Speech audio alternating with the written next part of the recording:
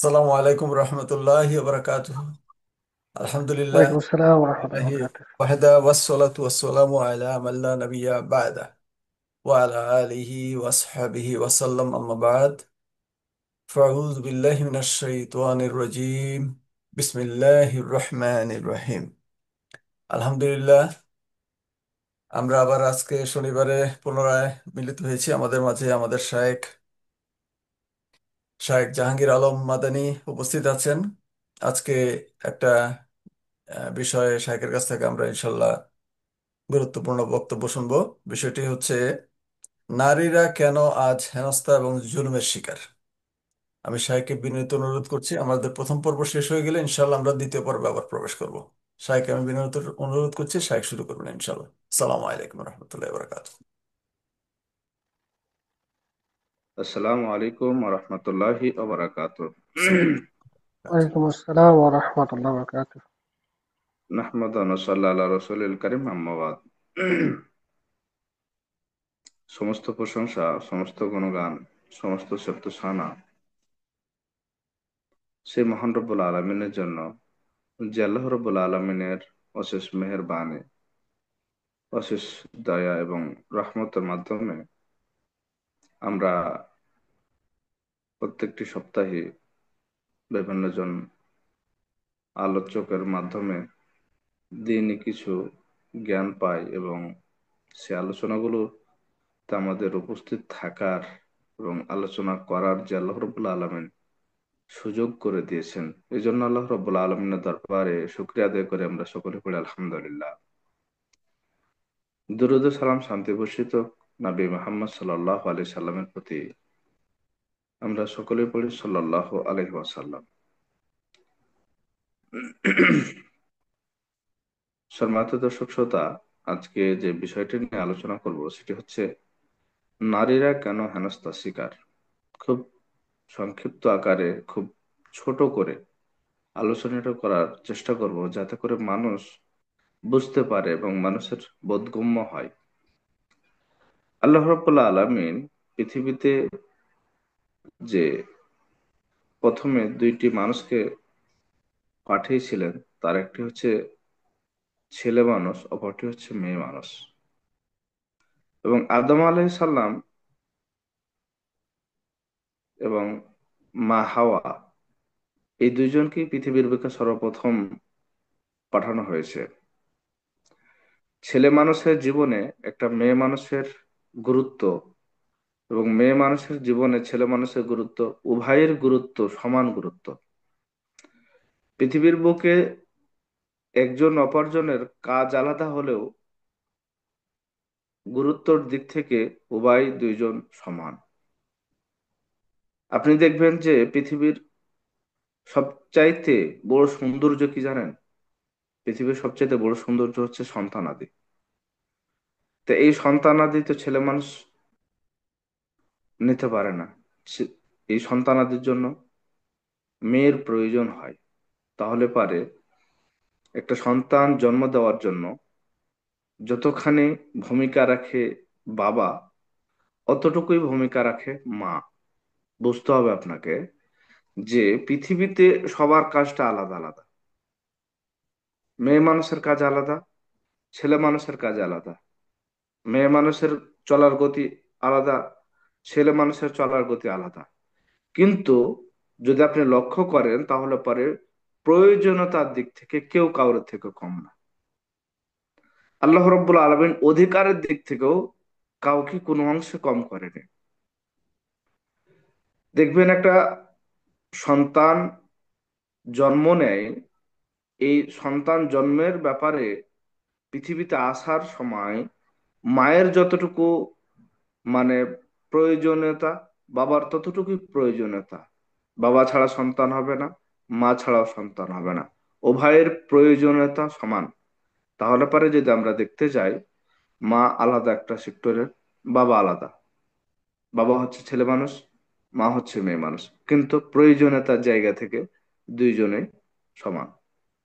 আপনি দেখবেন যে একটা ফ্যামিলিতে বাবা যতটুকু মানে ভূমিকা রাখে, মা অতটুকুই ভূমিকা রাখে। আমার নিজের জীবনের একটা গল্প বলি, বুঝতে পারবেন। 2013 সালে আমার বাবা হজ করতে যায়। তো তখন আমি হেদায়েতুন নাহর ছাত্র। তো হজ করতে যাওয়ার সময় খুব বেশি কিছু রেখে যেতে পারিনি, সম্ভবত আর কি ওই 18,000 নাকি 20,000 টাকা রেখে গেছিল, ওখান থেকে কুরবানি করতে বলেছিল। আর বাকিটা আব্বা আসার পরে করবে, যা করবে করবে। তো 13 সালে 18,000 টাকা মানে একটু বেশি টাকা আর কি। তো সে টাকাটা আব্বা আস্তে আস্তে, আমরা কোরবানিটা দিয়েছিলাম বাকিতে একজনের কাছ থেকে নিয়ে, তো টাকাটা রাখতে পারিনি আর কি। শেষের দিকে মনে হয় 2,000 না 1,000 টাকা ছিল। 40 দিনের মধ্যে এই 18,000 টাকা শেষ হয়ে গেছিল। তো আব্বা যাওয়ার 15-16 দিনের মাথায় আমি বুঝতে পারলাম যে আমার আর কি লেখাপড়ার খুব কঠিন একটা অবস্থা। লেখাপড়া হবে বলে মনে হয় না, কারণ আব্বা 40 দিনটার জন্য বাইরে গিয়েছে।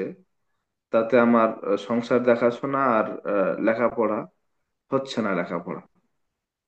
তাতে আমার মনে হলো যে আমার লেখাপড়া আর হবে না। আমি, আমার দাদা বেঁচে আছে, এখনো বেঁচে আছে, আমি ওনাকে গিয়ে বললাম যে দাদা, আপনি একটু দোয়া করেন যে আব্বা যেন ফিরে আসে। হায়াত মতের কথা তো বলা যায় না। তো আর কি দাদা ওখানে চেয়ারে বসে দোয়া করতে লাগলো। তো আব্বা ফিরে আসলো, তারপর একটা স্বস্তি পেলাম। তো আলহামদুলিল্লাহ বাবা এখনো বেঁচে আছে। তো তখন মনে হয়েছিল যে মানে পৃথিবীটা অন্ধকার আর কি, বাবা যদি না থাকে মাথার ওপর। তো ঠিক আমার লেখাপড়া শেষ হয়ে গেল 2021 সালে, 22 সাল শেষের দিকে আমার মদিনা ভার্সিটিতে চান্স হয়। এই সময়টাতে আমার মা প্যারালাইসিস হয়। তো মা প্যারালাইসিস হওয়ার পরে আমার বোন আর আমি চাকরি ছেড়ে চলে যাই। আমার বোন ছোট বাড়িতে আসলো তখন, এখন বিয়ে হয়ে গেছে। তো সে সময়টাতে আমরা দুই ভাই বোন বাড়ির সমস্ত কাজ করি, মার দেখাশোনা করি, আব্বা দেখাশোনা করে, বাইরে থেকে আত্মীয় স্বজন যারা আছে তারা দেখাশোনা করে। তারপরেও দিন শেষে 3 সন্ধ্যার রান্না পাকা এক সন্ধ্যাতে করি। বাইরের কাজগুলো তো 7 দিনের মধ্যে একদিন ছাড় দেওয়া পড়ে, তারপরও মানে হয় না, কাজ কুলিয়ে উঠতে পারে না। এখানে খামতি ওখানে কমতি, মানে আপনার কঠিন একটা অবস্থা বিরাজ করতে লাগলো। তো সেদিন মনে হয়েছিল যে আসলে মা কি জিনিস, কতটা কষ্টে যে সংসারটাকে আগলে রেখেছে সেটা সেদিন বুঝতে পেরেছিলাম। তো আমার গল্পটা বলার কারণই হলো এটা, যে একটা পরিবারে, একটা সমাজে, সব জায়গাতে বলেন, ছেলেদের যতটুকু মানে আহ আছে, ভূমিকা রয়েছে, মেয়েদের ভূমিকা ততটুকুই রয়েছে সমান, কিন্তু সবার বিভিন্ন আলাদা আলাদা জায়গাতে। আল্লাহ রাব্বুল আলামিন বলেন, ওয়াখালাকনাকুম আজওয়াজা, আমি ছেলে এবং মেয়ে উভয়কে জোড়া জোড়া করে সৃষ্টি করেছি। দেখেন, সমাজে জোড়া জোড়া মানে যদি আপনি এটাই বুঝেন যে সারা জীবন খালি ওই ছেলে মানুষ আর মেয়ে মানুষ বিয়ে করে সংসার করবে, এটা না। সমাজের প্রত্যেকটা সেক্টরে ছেলে মানুষের আলাদা ভূমিকা, মেয়ে মানুষের আলাদা ভূমিকা। হাদিস শাস্ত্রে আপনি দেখেন, হযরত আবু হুরায়রা রাদিয়াল্লাহু তাআলা আনহু যেমন ভাবে বাইরের হাদিসগুলোর ব্যাপার আল্লাহ রাসূল কোথায় জিহাদ করেছেন, কোথায় গিয়েছেন, কোথায় মানুষকে দাওয়াত দিয়েছেন, কোথায় বিচার করেছেন, কোথায় ফয়সালা করেছেন, প্রত্যেকটা স্তর আপনি দেখবেন যে আবু হুরায়রা রাদিয়াল্লাহু তাআলা আনহুর ভূমিকাটা কতটা গুরুত্বপূর্ণ। আয়েশা রাদিয়াল্লাহু তাআলা আনহা দেখেন, আল্লাহ রাসূল ফরজ গোসল করেছেন কখন, নামাজ পড়েছেন কিভাবে, রাতের সালাত আদায় করেছে কিভাবে, আল্লাহ রাসূল স্ত্রীদের মধ্যে ভাগ বন্টন করেছে কিভাবে, আল্লাহ রাসূল তার স্ত্রীকে কতটুকু সময় দিয়েছে, কিভাবে সময় দিয়েছে, স্ত্রীদের আলাদা আলাদা কার কতটুকু ভাগ রয়েছে। দেখেন, এই যে পারিবারিক জীবনের যে শিক্ষাটা, এটা আয়েশা রাদিয়াল্লাহু তাআলা আনহা থেকে। আপনাকে বুঝেই নিতে হবে যে একটা সমাজে, একটা রাষ্ট্রে, প্রত্যেকটা জায়গাতে ছেলেদের যতখানি অধিকার, মেয়েদের ঠিক ততখানি, কিন্তু আলাদা আলাদা হয়, আলাদা আলাদা পরিস্থিতিতে, আলাদা আলাদা জায়গাতে। এখন আমাদের সমাজে হয়েছে কি জানেন, আমাদের সমাজের অবস্থাটা হয়েছে যে এই যে ছেলে এবং মেয়ের উভয়ই সমান অধিকার বলতে গিয়ে ছেলে এবং মেয়েকে গুলিয়ে ফেলেছে। ছেলে এবং মেয়েকে গুলিয়ে ফেলেছে, সবকে এক জায়গাতে করে দিয়েছে। আসলে এই বাস্তবতা কি তাই বলে? ছেলে এবং মেয়ে কি এক জায়গাতে হবে? না, ছেলে আর মেয়ে এক জায়গাতে হবে না। কিন্তু এই যে ছেলে আর মেয়ে যখন এক জায়গাতে হয়ে গেছে, ছেলে আর মেয়েকে আমরা যখন গুলিয়ে ফেলেছি, তখনই আমরা মেয়েরা হচ্ছে হেনস্থার শিকার। এই কথাটা বোঝাতে এসে আপনাকে এতদূর নিয়ে আসতে হলো, যে এই যখন ছেলে এবং মেয়েকে আমরা গুলিয়ে ফেলেছি, তখন মেয়েরা হচ্ছে হেনস্থার শিকার। নেগেটিভ পজিটিভ এক জায়গাতে থাকতে পারে না, আলাদা আলাদা জায়গাতে থাকতে হবে। ছেলে মানুষ আলাদা জায়গায় থাকবে, মেয়ে মানুষ আলাদা জায়গাতে থাকবে। আমি আপনি দেখবেন যে ছেলে মানুষ এবং মেয়ে মানুষ, স্কুল কলেজে আমি খারাপ বলছি না, খারাপ মনে করবেন না, আলিয়া মাদ্রাসা থেকে যে সমস্ত সেক্টর গুলোতে ছেলে মানুষ এবং মেয়ে মানুষ এক জায়গাতে আছে, দেখবেন প্রত্যেকটা জায়গাতে সমস্যা, প্রত্যেকটা জায়গাতে সমস্যা। ছেলে মানুষ স্কুলের ছাত্র ছাত্রী, কলেজের ছাত্র ছাত্রী, আপনার ওই ইউনিভার্সিটির ছাত্র ছাত্রী, দেখবেন যে এদের মধ্যে, ছেলে এবং মেয়ের মধ্যে পার্থক্য করাই যায় না। এক জায়গাতে বসে হাসি খেলা তামাশা এটি হয়। এই ছেলেটা, যে ছেলেটার সাথে আপনার হাসি ফাজলাম করছে, তামাশা করছে, এই ছেলেটার ইয়া নাই, পুরুষত্ব নাই। ওই মেয়েটার পুরুষত্ব নাই। মেয়েটাকে দেখে ছেলেটা আকর্ষিত হবে না, রাতের বেলা ওই ছেলে মেয়েটাকে ধর্ষণ করবে না তো কি করবে? ওই মেয়েটা ছেলেটার যে মানে হেনস্থার শিকার হবে না, আপনাকে কে বলেছে? Class friend. হ্যাঁ, ক্লাস ফ্রেন্ড বলার কিছু নাই না? এই যে একসাথে ছেলে এবং মেয়ে চাকরি করছে, আমাদের দেশের সরকার পারে না আলাদা আলাদা করে ইয়া করতে, সিস্টেম করতে? ছেলেদের জন্য আলাদা প্রতিষ্ঠান, মেয়েদের জন্য আলাদা প্রতিষ্ঠান। কেন? মেয়েদেরকে তো চাকরি দিতে দেবে, কঠিন অবস্থা করে দিয়েছেন। তো তাহলে পরে মেয়েরা আলাদা পড়াবে, ছেলেরা আলাদা পড়াবে ছেলেদেরকে?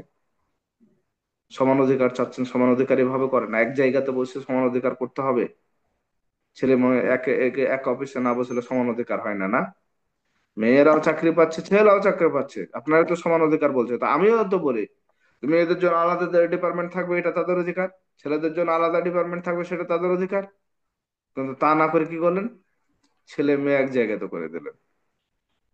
এখন দেখি প্রায় কলেজে, এই প্রাইমারি গুলো নাকি স্কুলে, প্রাইমারি গুলোতে দেখা থাকে ছেলে মেয়ে বিভেদ নাই।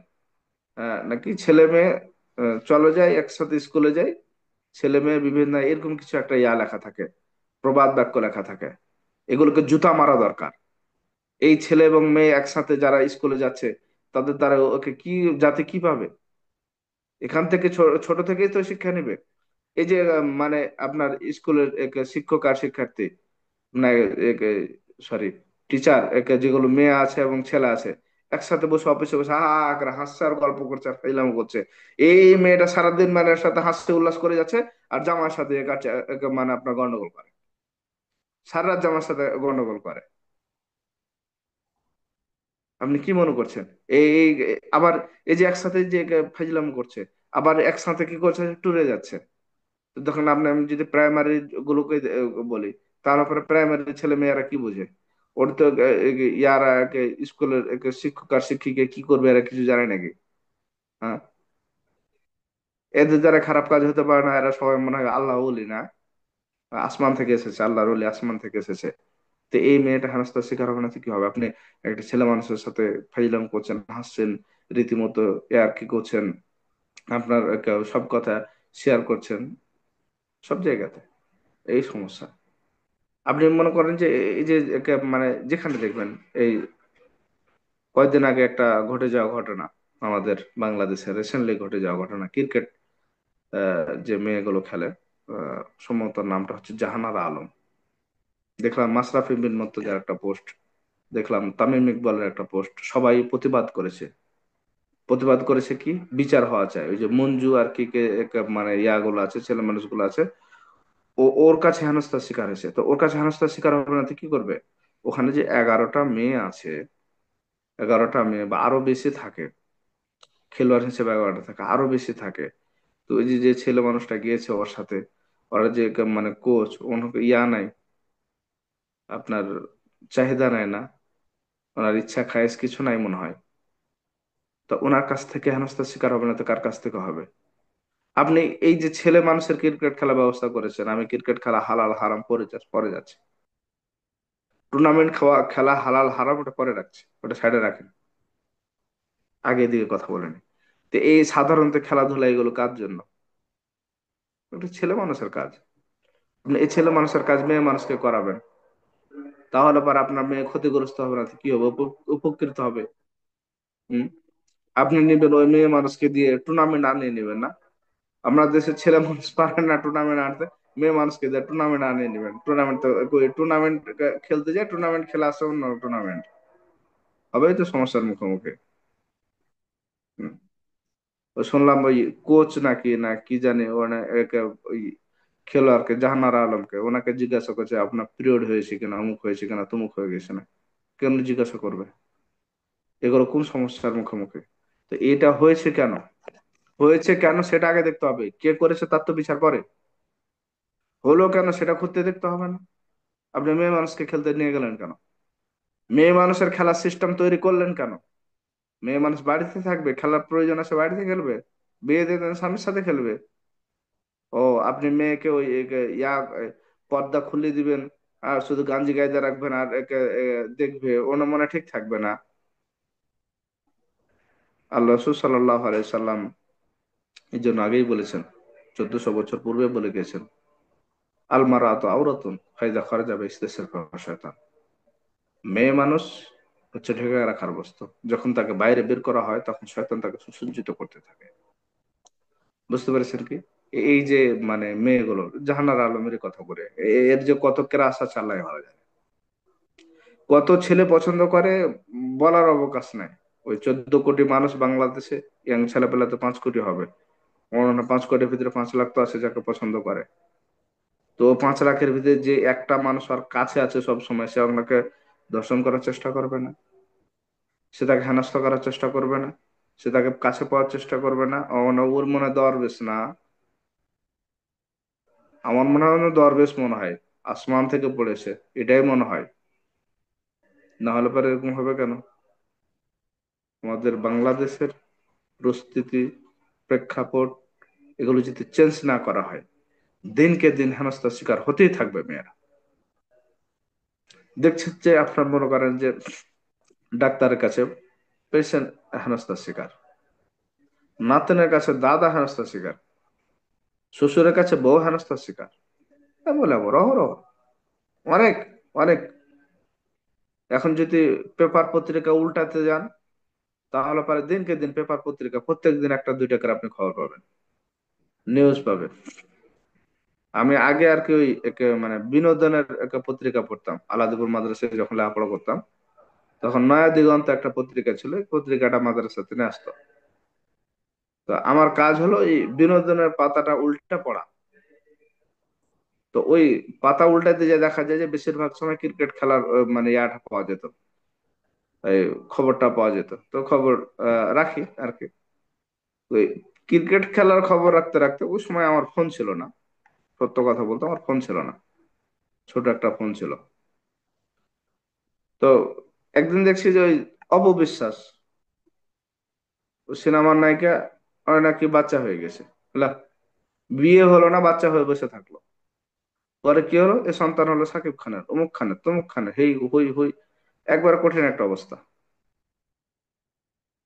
পরে দেখছি যে আর পরের দিন শুনছি যে আপনার মনে করেন যে খবর শুধুমাত্র ওই অপবিশ্বাসকে নিয়ে,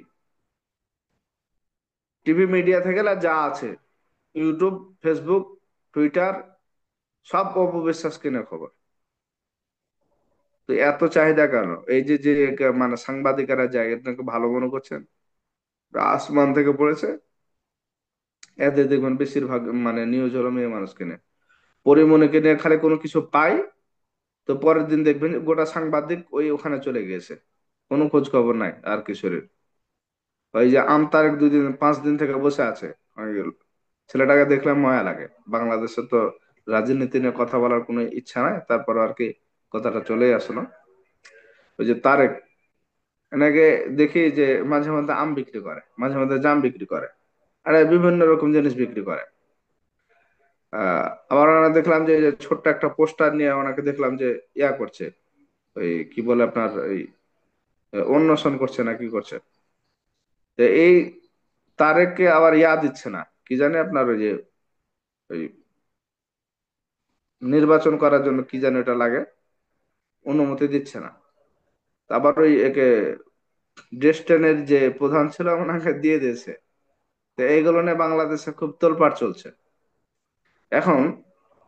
এই যারা তোলপাড় করছে একবারে বাংলাদেশ উল্টে ফেলে দিছে তোলপাড় করে, তারেক কি করছে সেটা তো তারেকের জায়গাতে আছে। আর এই তারেক কিনলে যারা বাংলাদেশ উল্টাছে, এদের যারা সাংবাদিক তারা হচ্ছে মেয়ে মানুষ। দুই দিকে দুইটা দুইটা করে ছেলে বসে আছে, মাঝখানে মেয়ে মানুষ বসে আছে। ওনার সঙ্গে মানে প্রশ্ন করছে আর ওনারা ওদিকে তাকে তাকে উত্তর দিছে।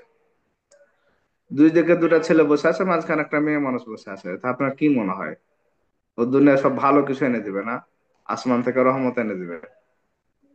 তো ওই মেয়েটা হেনস্থার শিকার হবে না? এ মাঝে মধ্যে দেখবেন মন্ত্রী এমপিদেরকে নিয়ে মানে বিভিন্ন রকম ভিডিও ভাইরাল হচ্ছে, বিভিন্ন রকম জিনিস পাওয়া যাচ্ছে। জামাত বিএনপি আওয়ামী লীগ আপনি যাকেই বলেন, যেখানে বলেন, সব জায়গাতে কিছু না কিছু সমস্যা থাকে। মেয়ে মানুষ হেনস্থার শিকার হওয়ার বড় একটা কারণ হচ্ছে যে মেয়ে মানুষ ছেলে মানুষের কাজে চলে যাচ্ছে। রাজনীতি আমি যদি ধরেই নি, জায়েজ না জায়েজের হিসাবটা আমি পরে রেখে দিলাম। রাজনীতি যদি করতে হয় তো কেন ভাই মেয়ে মানুষ কেন করবে? মিটিং মিছিল মেয়ে মানুষ কেন করবে? মিটিং মিছিল মেয়ে মানুষের কাজ নাকি? বাহ্যিক দৃষ্টি থেকে একটু চিন্তা ভাবনা করেন তো, শারীরিক দৃষ্টি আমি রাখলাম, শারীরিক দৃষ্টি সাইডে রাখলাম, বাহ্যিক দৃষ্টিতে একটু চিন্তা ভাবনা করেন তো। মেয়ে মানুষ চলে যাচ্ছে আপনার মনে করেন যে মিটিং করতে, মেয়ে মানুষ চলে যাচ্ছে মিছিল করতে, তো মেয়েটা ধর্ষণের শিকার হবে না তো কি হবে? গাঁলা হবে? হ্যাঁ, এমন একটা অবস্থা, এমন একটা পরিস্থিতি তৈরি হয়ে গেছে বাংলাদেশে।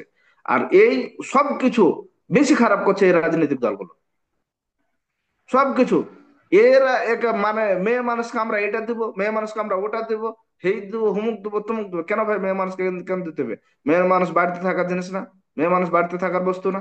মেয়ে মানুষ বাইরে কেন বের হয়ে আসবে? আপনারা এই কথাটা বলতে পারেন না যে আমরা ক্ষমতা আসলে পরে মেয়ে মানুষকে বাড়িতে ভরে দেবো? বলেন, পরের দিন থেকে নারী নির্যাতন কেস কমে যাবে। পরের দিন থেকে আপনার মনে করেন যে অপহরণের কেস কমে যাবে। পরের দিন থেকে জেনার কেস কমে যাবে। পরের দিন থেকে রেপের কেস কমে যাবে। কমবে, সত্য কথা বলতেছি। আজকে রেপ হয় কেন? মেয়ে মানুষ পর্দা ছাড়া খোলামেলা ঘুরে ঘুরে বেড়ায়, এই জন্য রেপ হয়। একটা মেয়ে মানুষ চোখের সামনে থাকে থাকে থাকে, ভালো লাগে না? তো ছেলেটা কি করবে? খারাপ কাজের দিকে তো যাবেই। দেখেন, যখন ছেলে মানুষের কাজগুলো মেয়ে মানুষ চলে যায়, তখন এক জায়গায় হয়ে যায় ছেলে মানুষ আর মেয়ে মানুষ, তখনই খারাপ কাজ হয়। আল্লাহ রসুল সাল্লাহ আলাইহি সাল্লাম বলেন, লা ইয়াখুলান্না রাজুল বিইমরাতিন ইল্লা কানা সালিসুহু শাইতান। আল্লাহ রসুল ওই 1400 বছর পূর্বে এই ঘোষণা দিয়ে গেছে যে পুরুষ মানুষ এবং মেয়ে মানুষ, একজন পুরুষ মানুষ আর একজন মেয়ে মানুষ, এরা যখন থাকে, এদের মাঝখানে খালি স্থানে থাকে, তখন এদের মাঝখানে তৃতীয় জন থাকে শয়তান। সত্য কথা বলছে, এদের মাঝখানে তৃতীয় জন থাকে শয়তান। আপনি মেয়ে মানুষকে নিয়ে মিটিং মিছিল থেকে না সবকিছু করছেন, মেয়ে মানুষকে নিয়ে ক্রিকেট খেলছেন, ট্যুরে যাচ্ছেন ইন্ডিয়া, এখান থেকে আপনি ওই 11 জন মহিলাকে পাঠিয়ে দিলেন, সাথে দুইটা ছেলে মানুষ পাঠালেন। আপনি কিভাবে ভালো কিছু আশা করছেন? আজকে জাহানারা আলম না, আজকে আপনি বাংলাদেশের প্রেক্ষাপটে দেখতে চান, হাজারো হাজারো জাহানারা আলম এর মুখোমুখি দাঁড়িয়ে আছে, হাজারো হাজারো। আজকে উনি মুখ খুলে বলেছেন, মুখ ফুটে বলেছেন, তাই আপনি এটা মনে করছেন? আপনি দেখেন, হাজারো হাজারো। এখন যদি আপনি যান তাহলে পারে দেখতে পাবেন বাংলাদেশ স্কুল কলেজগুলোতে এরকম অবস্থা। ভার্সিটিতে একটা ছাত্রীর সাথে মানে শিক্ষক দেখতে ভালো, নাম্বার দিবে, বাড়ি আসলে নাম্বার দিব, না হলে দেবো না, হয়তো এরকম। বাস্তবতার কথা বলছি আমি। হয়তো পরের দিন আমাকে সাবান ছাড়াই কেউ ধুয়ে দিবে, কিন্তু এটাই বাস্তবতা। আজকে মেয়েরা হেনস্থার শিকারের বড় একটা কারণ এটাই, একটাই কারণ। এই একটা জিনিসকে আলাদা করতে হবে, সেটা হচ্ছে যে ছেলে মানুষের কর্মস্থলে মেয়ে মানুষকে যেতে দিতে হবে না, মেয়ে মানুষের কর্মস্থলে ছেলে মানুষকে যেতে দিতে হবে না। মেয়ে মানুষ মেয়ে মানুষের কাজ করবে, ছেলে মানুষ ছেলে মানুষের কাজ করবে। বাস ভাই, শেষ। আজকে এই যে বাংলাদেশের একটা কথা, প্রেক্ষাপট একটা কথা না বললেই নয়। আমাদের বাংলাদেশে যে একটা হয়েছে আপনার, ওই যে কি বলো এটা, আহ, বেকারত্ব। এই যে বেকারত্ব নিয়ে খুব তোলপাড় চলে। বেকারত্ব তোলপাড় চলে শুধুমাত্র বেকারত্ব নিয়ে তোলপাড় করলেই কি হবে? কমাতে হবে না, সাশ্রয় করতে হবে না? সমবয়সী দুইটা ছেলে, একটা ছেলে একটা মেয়ে, ওই যে একটা মেয়ে চাকরি পাচ্ছে, ও দেখা যাচ্ছে যে আর একটা চাকরিজীবী ছেলে ছাড়া বিয়ে করছে না। আবার একটা ছেলে চাকরি পাচ্ছে, একটা চাকরিজীবী মেয়ে ছাড়া বিয়ে করে না। সমস্যাটা কি ভাই? এভাবে বেকারত্ব দূর হবে? একটা বাড়িতে দেখা গেছে যে বাপ মা দুজনে চাকরি করে, ছেলেও চাকরি করে, বেকারত্ব কিভাবে দূর হবে? মানুষের বেকারত্ব দূর হবে কিভাবে? একটা ফ্যামিলিতে একটা ছেলে মানুষ সরকার থেকে নিয়ম করে দেওয়া হোক, মেয়ে মানুষ বাড়ির কাজ করবে, ছেলে মানুষ চাকরি করবে। একটা চাকরিজীবী ছেলের সাথে একটা বেকার মেয়েরই বিয়ে হবে, চাকরিজীবী মেয়ের বিয়ে হবে না, নির্ধারণ করে দেন। পরের দিন থেকে দেখেন তো কয়টা মানুষ বেকার থাকে। সব সরকারের বেকারত্বের হার কমে চলে আসবে। কিন্তু সেটা তো সরকারের হোঁশ নাই, এরকম চিন্তা ভাবনা নাই। যেগুলো বসে আছে সব মাথা মোটা বসে আছে, সব মাথা মোটার গোড়া বসে আছে, প্রত্যেকটা মাথা মোটার গোড়া বসে আছে। বাংলাদেশে এই সমস্যা। এই জন্য এই যে ইসকনের আলোচনা করার কথা একটা ছিল, তো সেটা পরে করবো একদিন। এই এই ইসকন এই জন্য মানে পাচ্ছে, ছাই পাচ্ছে। আজকে দেখবেন যে এই ইসকনের মূল টার্গেট হচ্ছে একটা, মূল টার্গেট যতগুলো কয়েকটা টার্গেট আছে তাদের, একটা টার্গেট হচ্ছে যে মেয়েদেরকে ধর্ষণ করো, মুসলিম মেয়েদেরকে ধর্ষণ করো, ছলে বলে কোনা কৌশলে যেভাবে হোক মুসলিম মেয়েদেরকে ধর্ষণ করো। তারা সেটাই করছে, তারা সেটাই করছে, মুসলিম মেয়েদেরকে ধর্ষণ করছে। আজকে ইস্কনকে আপনি বাতিল ঘোষণা করতে পারেন না, ইস্কনের কর্মসূচি বাতিল ঘোষণা করতে পারেন না। সমস্যা। হুজুর কোনো কথা বললে, হুজুর চামচামি বাদ দিয়ে যদি কোনো কথা বলে তাহলে পারে হুজুরের সমস্যা। আমাদের বাংলাদেশে যদি বলতে যাওয়া যায় তো হুজুরদের কথা কি বলবো, 95% হুজুর এখন দালালি করছে, 95%, 95% মৌলবি দালালি করছে। আল্লাহ আল্লাহর কসম বলতেছি, এরা হচ্ছে ধর্ম ব্যবসায়ী, প্রত্যেকে জাহান্নামে যাবে। আপনি এই কথাগুলো বলছেন না কেন? এই কথাগুলো বলছেন না কেন? মেয়ে মানুষকে ঘরের ভিতরে থাকতে হবে কথা বলছেন না কেন? আজকে মেয়ে মানুষ সংবাদ সংবাদ সম্মেলন করে, আগাদিকে যে সাংবাদিক গুলো আছে এদের চাহিদা নাই মনে হয়, ইচ্ছা খাইস নাই মনে হয়। মেয়ে মানুষ রাজনীতি করে, মেয়ে মানুষ দেখে এমপিতে দাঁড়ায়, মন্ত্রীতে দাঁড়ায়, ওর আশপাশে জেলা থাকে তো সবই তো ছেলে মানুষ থাকে। কি ভালো কিছু নিয়ে এসে দিবে? হ্যাঁ, কি ভাবছেন? এখন মেয়ে মানুষেরা দেখছে যে ওয়াজও করে বেড়ায়, এটাও একটা ফিতনা। ওরা স্বামীর ভালোভাবে সার্ভিস দিতে পারে না, স্বামীর খেজমত, শ্বশুর বাড়ি গেল, ওরা ওয়াজ করে বেড়ায়। এই সমস্ত জায়গা থেকে যদি মানে মেয়ে মানুষকে সরানো না যায়, ওয়াজ করা দায়ের কাজ হলো ছেলে মানুষের, দায়ের কাজটা হচ্ছে ছেলে মানুষের, দায়ের কাজ করবে ছেলে মানুষের। তো এই কাজ যদি মেয়ে মানুষ নিয়ে নেয় তাহলে আবার ভালো কিভাবে, ভালো কিছু কিভাবে আপনি আশা করছেন? মেয়ে মানুষ শিক্ষা দিবে, মেয়ে মানুষের শিক্ষার একটা আলাদা স্থান থাকবে।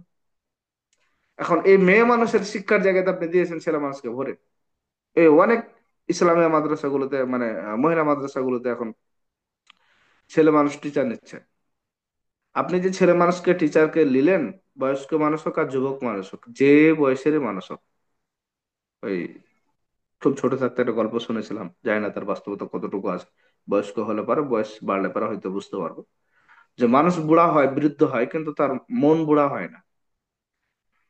তা আপনি একটা ছেলে মানুষকে কেন একটা মেয়ে মানুষের টিচার হিসেবে দিলেন? মেয়ে মানুষ নয়, এখন বাংলাদেশে শিক্ষিত মেয়ে মানুষ পাওয়া যায় না। এই এই মহিলা মাদ্রাসাগুলোতে, অনেক মহিলা মাদ্রাসাগুলোতে সিস্টেম চালু হয়েছে। যেখানে সিস্টেম চালু হয়েছে সেখানে ফেতনার বাইরে নয়, আমি লিখে দিতে পারি, লিখে দিতে পারি। ফেতনা প্রকাশ পেয়েছে অথবা পায়নি, দুটার একটা, কিন্তু এই ফেতনার বাইরে না, ফেতনা ছাড়া না। এই জন্য অনুরোধ করব যে মহিলা মাদ্রাসাগুলোতে মহিলা মানুষই চাকরি করবে, মহিলা মাদ্রাসাগুলোতে মহিলা মানুষই চাকরি করবে। ছেলে মানুষকে দিয়ে যদি আপনি দিন প্রচার মানে চাকরি করাইতেই চান, পড়াইতে চান, আপনি করেন না। এখানে পর্দার ব্যবস্থা করে দেন, এখানে একটা রুমে একটা ওস্তাদ একটা কম্পিউটারে ল্যাপটপে করবে, আলোচনা করবে, অন্য রুম থেকে তারা দেখবে। কিন্তু এক রুমে এক জায়গাতে কিভাবে দিতে পারে? আবার অনেক জায়গাতে দেখা যাচ্ছে যে মেয়ে মানুষ টিচার আছে, সবকিছু মেয়ে মানুষ, বাবুর্চিও মেয়ে মানুষ, ও পরিচারক ছেলে মানুষ। কি বলবেন এখন? শাইখ, আসসালামু আলাইকুম রহমতুল্লাহ। শাইখ, আমাদের হাতে আর 1 মিনিট আছে। আমি ভাইদেরকে অনুরোধ করব সবাই বন্ধ হওয়ার পরে আবার দ্বিতীয় পর্বে প্রবেশ করবেন ইনশাল্লাহ, আবার রিলগ করবেন ইনশাল্লাহ। জি শাইখ, কন্টিনিউ করেন। আসসালামু আলাইকুম। ওরসন। তো এই যে এরকম একটা পরিস্থিতি আমাদের, মানে যে দেশের যে মানে চলমান পরিস্থিতি, এইরকম পরিস্থিতি হলে পারে 24 ঘন্টাতে, 24 ঘন্টাতে আপনার মনে করেন 24 ঘন্টায় কোনো একটা ঘন্টা বাকি হবে না, মেয়ে মানুষ হেনস্থার শিকার হবে। এবং আপনার মনে করেন যে প্রত্যেক দিন কম করে হলো 100 মেয়ে মানুষ এই হেনস্থার শিকার হবে। একটা ভালো মেয়ে পরেশগার মেয়ে, সেও সেখান থেকে ছাড় পাবে না, সেও সেখান থেকে মানে সরে আসতে পারবে না। এই জন্য আমাদেরকে যথারীতি পর্দার ব্যবস্থা করতে হবে, এবং ছেলে মানুষকে ছেলে মানুষের কাজ করতে হবে, মেয়ে মানুষকে মেয়ে মানুষের কাজ করতে দিতে হবে, এবং ওই মেয়ে মানুষকে ছেলে মানুষের কাজ থেকে সরিয়ে নিয়ে আসতে হবে। তাছাড়া কোনোভাবেই সম্ভব না।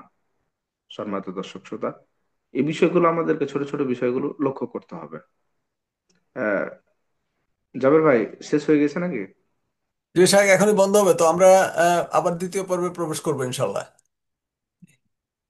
সালাম আলাইকুম রহমতুল্লাহ বরকাত।